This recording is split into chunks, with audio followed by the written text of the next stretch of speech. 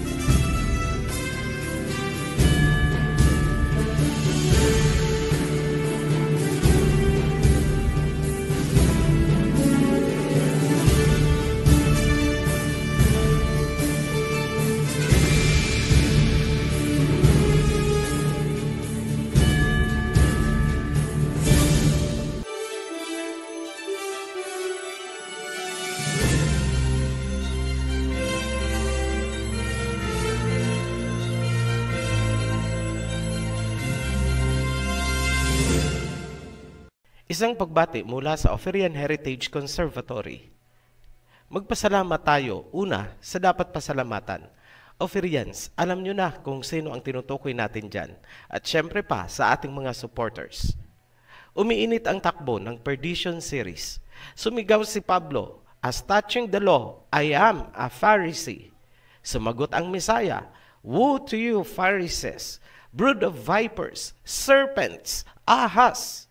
Ang katotohanang inilahad namin at pinatunayan na si Paul ay isang Pariseo hanggang sa huli should raise the alarm kung ikaw nga ay naghahanap ng katotohanan.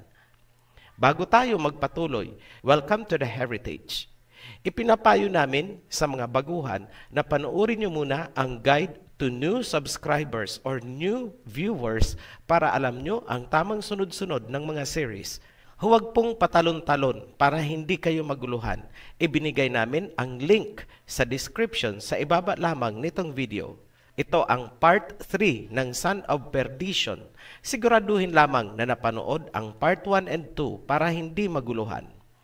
Sa video na ito, ibubunyag namin ang pinaka-ultimatum na pagkatao ni Paul at ang kanyang hangarin or ulterior motives.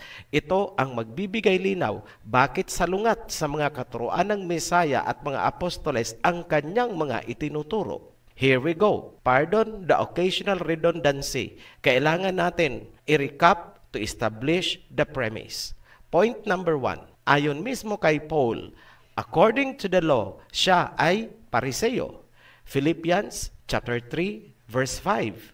Circumcised the 8th day of the stock of Israel, of the tribe of Benjamin, a Hebrew of the Hebrews, as touching the law, a Pharisee. Anong law ang sinasabi dito ni Paul na basehan ng kanyang pagiging Pariseo? Mula mismo sa isang rabbi, Finkelstein's History of the Jews, isinulat niya, the Talmud derives its authority from the position held by the ancient academies, that is, the Pharisees. The teachers of those academies, both of Babylonia and of Palestine, were considered the rightful successors of the older Sanhedrin. Therefore, any decision regarding the Jewish religion must be based on the Talmud as the final resume of the teaching of those authorities when they existed. Ang reference natin, The Jews, Their History, Culture, and Religion, Volume 4, page 1332, Jewish Publication Society of America, 1949. Ano ang sinasabi ni Rabbi Finkelstein? Ang Talmud na gawa ng mga Pharisees sa Babylon at Palestine ang sole authority. Ayon naman sa Wikipedia, ang Talmud ay originally known as Babylonian Talmud. Maliwanag na nakaukit sa consciousness ni Paul ang Babylonian Talmud. Yan ang backbone ng kanyang kaalaman bilang Pariseo. Malinaw na ang pagiging Pharisee ni Paul ay established ng Babylonian Talmud. Yan ang sinasabi namin na hindi nyo mauunawaan ang kabuuan ng Biblia kung lalaktawan nyo ang Creation series at Babylon series. Wala kayong alam na ang Genesis chapter 3 verse 15 ang ugat bakit tinawag ng Messiah na brood of vipers at serpents ang mga Pariseo. Babylon ang naging pugad ng mga serpents pagkatapos ng baha. Ang Western civilizations ay nagmula sa Babylon. Mula doon, kumalat sila papuntang Greece and Rome down to the rest of Europe, America, and Australia. Western countries po ang pinagmulan ng Pauline doctrines na nakarating sa Pilipinas. Pero ano ang point of origin? Babylon. Alam mo ba yan, Pauline? Aral ka muna bago mo kami paandaran niyang mga rebuke ninyo. Dumako tayo sa point number 2. Ano ang totoong bloodline at citizenship ni Paul ayon sa Biblia? Sagot, si Paul ay Romanong Herodian. Proof number 1. May isang pagkakataon na binati ni Paul ang isang kamag-anak. Romans chapter 16 verse 11. Salute Herodion, my kinsman. Greet them that be of the household of Narcissus, which are in the Lord. Binabati ni Paul si Herodion, ang kanyang kinsman or blood relative, kamag-anak. Sino si Herodion? Si Herodion ay isang Romano. Sa makatuwid, si Paul bilang kadugo ng Romano ay isang Romanong Herodian. Note, sa ibang versions, pinalitan nila ang salitang kinsman ng salitang Jew. Ganyan nila inililihis ang katotohanan. Proof number 2. Ginamit ni Paul ang kanyang pagiging Roman citizen bilang depensa noong siya ay inaresto. Matatagpuan yan sa Acts chapter 22 verse 25 hanggang 26. As they stretched him out to flog him, Paul said to the centurion standing there, "Is it legal for you to flog a Roman citizen who hasn't even been found guilty?" When the centurion heard this, he went to the commander and reported it. "What are you going to do?" he asked. "This man is a Roman citizen." Ang sinasabi ng verse, noong si Paul ay hinuli, nagtanong si Paul kung naaayon ba sa batas na ikulong ang isang Roman citizen. Maraming pinatunayan ang verse na ito. Una, si Paul ay isang Romano by citizenship. Pangalawa, si Paul ay isang Herodian by blood lineage. Pangatlo, nagkontrahan ang mga kasinungalingan ni Paul. Hindi siya pwedeng mag-claim na isang Hudyo kung galing nga siya sa tribe ni Benjamin dahil ang Hudyo ay galing sa tribe of Judah. Pang-apat, ang mga Romano ay hindi Hudyo sapagkat sila ang mga kaaway ng mga tunay na Hudyo. Ang tribe ni Judah ay Israelite at hindi mga Romano. Lokohin ni Paul ang mga mangmang. Hindi siya uubra sa conservatory. We mean the word conservatory. Ano ang pinakamahalagang dapat nyong maunawaan? Eto. Anong klaseng tao ang mga Romanong Herodian na gaya ni Paul? Simple lang, balikan nyo ang mga Herodes mula sa senior na nagpapatay ng mga lalaking sanggol ng mga Israelites upang mapatay ang Misaya. Isunod nyo ang Herodes noong malaki na ang Misaya at pinatay. Yan ang kinsman ni Paul. Greetings, Herodion, my relative. Yan ang nilalaman ng Romans chapter 16 verse 11. Nagtataka pa ba kayo? Bakit gawain din ni Paul ang mag-persecute ng mga Israelites ni Jacob? Huwag niyong sinasabi na si Paul ay converted na dahil walang sinasabing ganyan sa Biblia. Ginamit lang siya ng Misaya kagaya noong ginamit ang Pharaoh. Oo, nabautismohan si Paul, pero kagaya rin ng karamihan dyan, baptize na daw, pero tuloy pa rin ang dating gawi. Ganyan si Paul. Huwag tayong maglukuhan. Holy Spirit din ang nagpapatigas ng puso ng Pharaoh noon para lalo siyang magdusa, sa gayon makilala ang pangalan ng Ama Ganyan din si Paul, nasusulat, I will show him how much he must suffer for my name. Acts chapter 9 verse 16.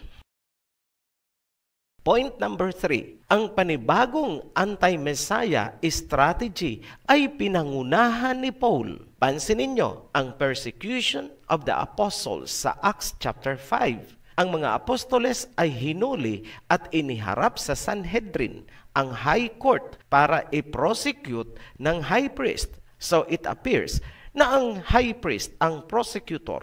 Sa verse 28, sinabi ng prosecution, binigyan namin kayo ng mahigpit na utos. Huwag mag-preach sa pangalan na yan.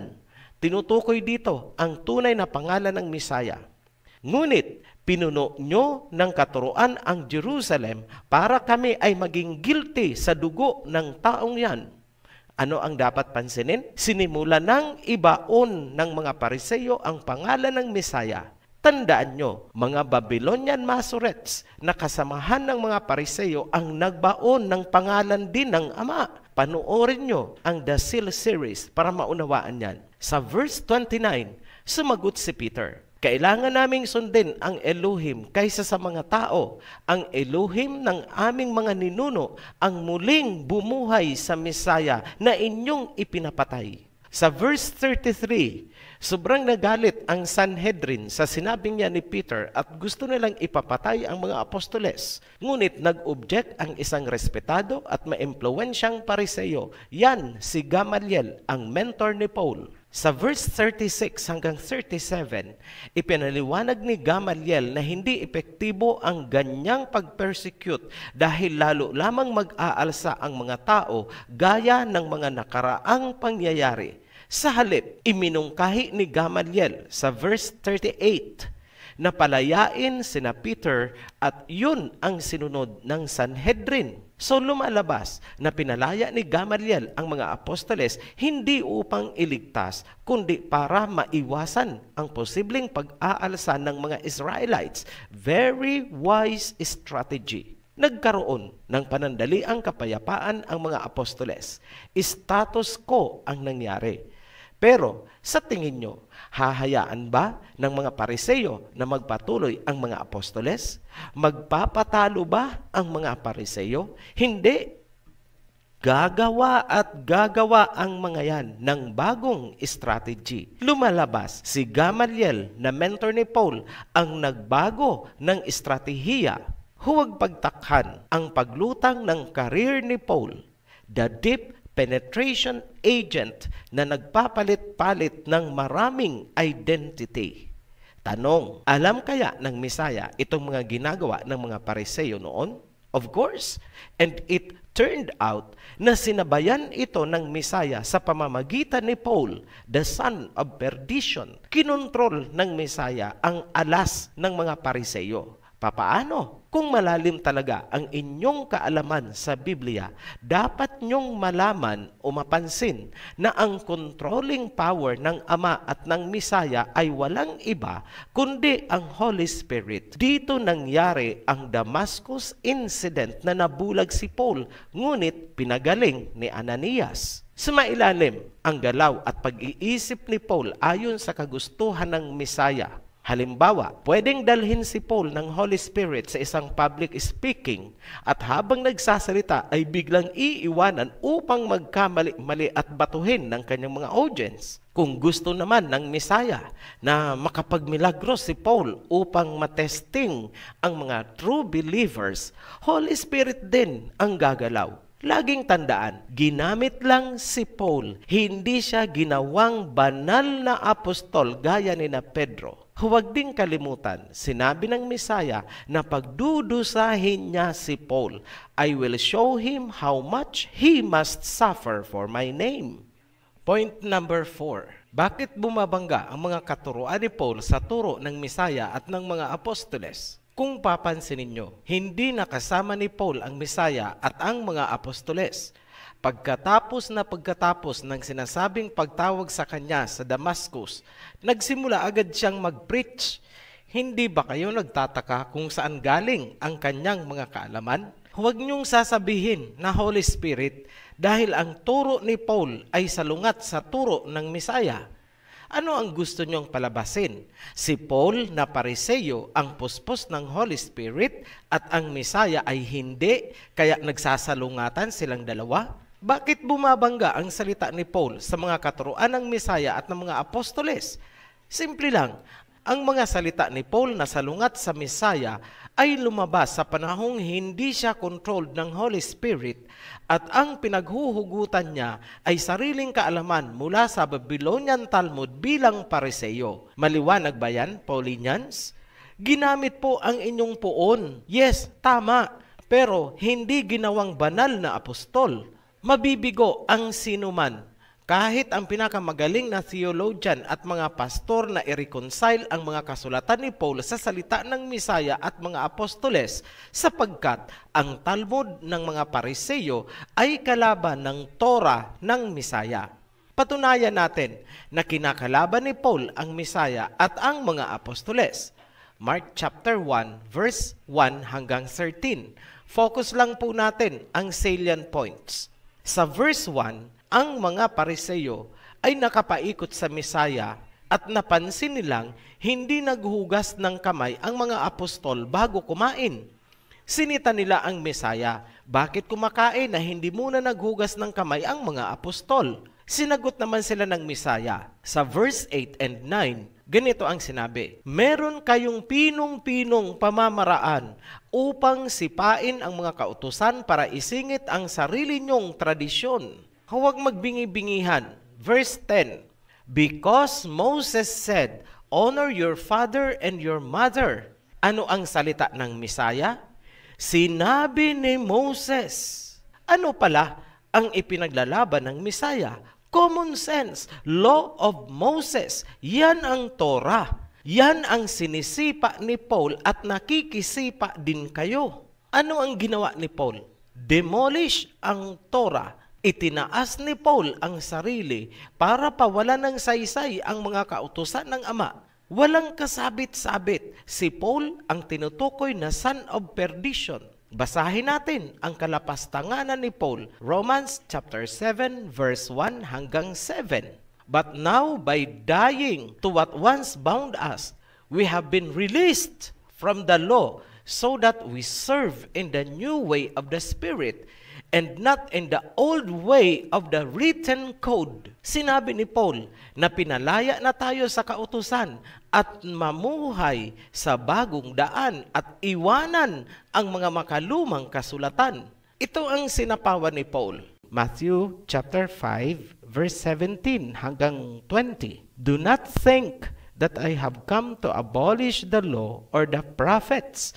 I have not come to abolish them but to fulfill them. Sa Tagalog, huwag niyong iisipin na ako'y naparito para alisin ang mga kautusan kundi para tumupad dito. Sa verse 18, for truly I tell you, until heaven and earth disappear, not the smallest letter, not the least stroke of a pen will by any means disappear from the law until everything is accomplished. Katotohanan, sinasabi ko sa inyo, hanggang mawala ang kalangitan at ang mundo, ni isang guhit sa kautusan ay hindi mawawala. Sino ka, Paul, para sagasaan ang salitang yan? Clearly, Paul is the son of perdition na iniaangat ang sarili higit sa Elohim. Walang kaduda-duda. Isa pang patunay, sinabi ni Paul sa Galatians chapter 5 verse 2, mark my words, I, Paul, tell you that if you let yourselves be circumcised, Messiah Yahawashai will be of no value to you at all. Tagalogin natin. Tandaan nyo ang aking mga salita. Ako ito, si Paul, nagsasabi na kapag nagpatuli kayo, walang saysay sa inyo ang Messiah. Ang galing ni Paul magpabulaklak ng salita. Kunwari, pinahahalagahan niya ang Mesaya. Pero ang totoo, ang karugtong, tinuturuan niya ang mga tao na sumuway at talikuran ang Torah. Busisiin natin ang ibang sulat ni Paul para malaman kung inspired nga ba ng Holy Spirit. Hindi natin i-correct ang mga titles para makarelate ang mga outsiders. Note, ang Lord po ay dapat Elohim yan. Sample number 1. But to the rest speak I, not the Lord. If any brother hath a wife that believeth not, and she be pleased to dwell with him, let him not put her away. Analysis. By context, sinimula ni Paul sa salita ng Elohim at isisingit ang galing sa sarili niyang wisdom. Pansinin, the rest speak I, not the Lord. Huling-huli, nakasanga ang dila ni Paul. Sample number 2. Now, concerning virgins, I have no commandment of the Lord, yet I give my judgment. Analysis. Ganito ang sinasabi ni Paul. Walang sinabi ang Lord, ngunit magbibigay ako ng sarili kong judgment. My judgment. Sarili niyang opinion. Inspired ba yan ng Holy Spirit? Hindi. Sarili ni Paul yan. Sample number 3. But she is happier if she so abide after my judgment. And I think also that I have the Spirit. Analysis. Sa sample number 3, ganun din ang sinasabi ni Paul, my judgment, sarili kong opinion. At ito ang nakakatawa. Hindi sigurado si Paul kung guided nga siya ng Holy Spirit. Pansinin nyo, I think I have the Spirit. Sa Tagalog, palagay ko, nasa akin ang Holy Spirit. Nakita nyo mga Paulinians, mismong ang inyong poon ay hindi sigurado kung guided nga siya ng Holy Spirit. Intindihin nyo kasi ang mga binabasa nyo. Puro opinion ang sinabi ni Paul sa mga samples na pinakita natin. Pakinggan nyo ang sabi ng Proverbs 18:2. Fools find no pleasure in understanding, but delight in airing their own opinions. Ang mga pinagsama-samang mga opinyon ni Paul ay naging bahagi ng Pauline doctrines, traditions of the Pharisees. Sabayan ng claim ng Holy Spirit at banal-banalan. Wagas! Point number 5. Ano at gaano kalalim ang legacy na iniwan ni Paul? Mahalagang balikan ang 2 Thessalonians chapter 2 verse 3. May dalawang namumukod tanging palatandaan ang son of perdition. Number 1, kinakalaban ang Ama, ang Misaya, at ang mga kautusan. Number 2, itinataas ang kanyang sarili. Dalawang simpleng palatandaan na hindi kayo magkakamali kung gagamitin nyo. Noong umalis ang Misaya, overall, sino ang numero 1 kumakalaban sa Misaya at sa mga kautusan? Si Paul. Wala na pong iba, walang tatalo. Halimbawa, sinabi ng Misaya, call no one father on earth. Spiritual context po yan ha, hindi literal. Huwag daw tatawag ng ibang ama dahil iisa ang ama na nasa langit. Matthew chapter 23 verse 8 hanggang 9. Ano naman ang ginawa ni Paul? Nagpatawag siya ng ama. Ngayon, sino sa buong Biblia ang nagpapatawag ng Father? Walang iba. Si Paul na Pariseo. Ang mga versions na hawak ninyo, may nakasulat, I am your father, you become my sons. Ipinanganak ko kayo, isinilang ko kayo. Lahat yan ay nagpapakahulugan na isang father si Paul. Put it straight, nagpapatawag si Paul ng Father, period. Wala na po kayong ibang matatagpuan, personalidad sa Biblia na pasok sa dalawang kriteriyo ng son of perdition. Si Paul, number 1, kinakalaban ang Misaya at mga kautusan. Ginawa ni Paul? Yes, maraming beses. Number 2, itinaas ang sarili. Yes, ginawa yan ni Paul sa napakaraming beses. Ngayon, bilang konklusyon, eto, number 1, si Paul ay isang Pariseo na nagkukunwaring apostol. Number 2, si Paul ay may Babylonian roots. Talmud ang kanyang ipinaglalaban bilang Pariseo. Number 3, Si Paul ang nagsasalita laban sa Ama, sa Misaya at sa mga kautusan. Number 4, si Paul ay Romanong Herodian. Number 5, si Paul ang nagpapatawag ng Father, Papa, Pope. Number 6, noong sinakop ng Roma ang Israel, si Paul ang nanguna sa pagpersecute sa mga Hebrew Israelites ni Jacob. Conclusion, si Paul ang son of perdition. Looking forward, sino ang nagpatuloy ng anti-Messiah agenda ni Paul? Abangan yan sa susunod na video, Son of Perdition Part 4. Muli po kaming nagpapasalamat sa inyong patuloy na pagsubaybay at suporta sa Oferian Heritage Channel. Be blessed. Shalom. Kung nakaantig sa inyo ang mga katotohanang ibinahagi, paki-like po ang video at mag-subscribe para patuloy kayong ma-update sa mga susunod pang aral. Maraming salamat at naway samahan kayo ng liwanag sa bawat hakbang.